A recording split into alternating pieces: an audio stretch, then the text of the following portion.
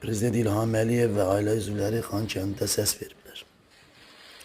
Oscarlıq bir görüntü diye, valla sifətlərindəki məsumluğa bax, güya məsumdular bunlar.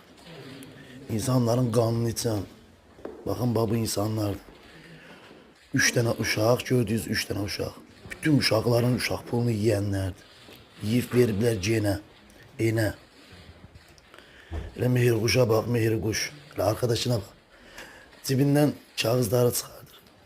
Artist. Səni göndərmək lazımdır tiyatra. Orada aktyor rolunda oynayasan, nəsə bir rol verərlər sənə. Şərəfsiz, qeyrətsiz, namussuz.